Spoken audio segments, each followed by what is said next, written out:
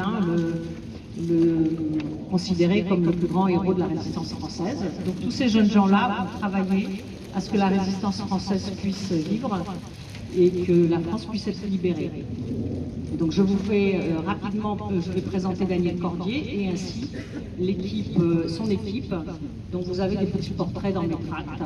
L'équipe était composée de jeunes femmes et de jeunes hommes, dont beaucoup ont payé un très lourd prix, puisque la plupart des jeunes garçons qui étaient au No, kolejna prowokacja. Chers amis, nous rendons hommage aux Français en France. Respectez la France. Respectez les résistants français. Pendant un an, donc Daniel Cordier s'engage dans la France libre le 28 juin 1940. Il est affecté au bataillon de chasseurs et il s'entraîne à des camps Holguin.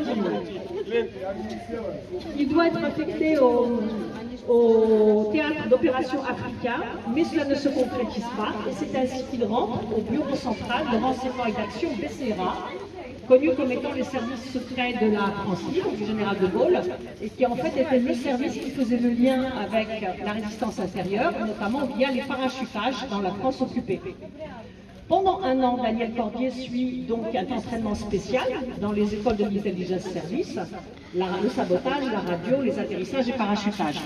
Et il est parachuté en France, à Montluçon, le 28 juillet 1942, comme radio et secrétaire de Georges Bidault, qui est un résistant chef du bureau d'information de presse.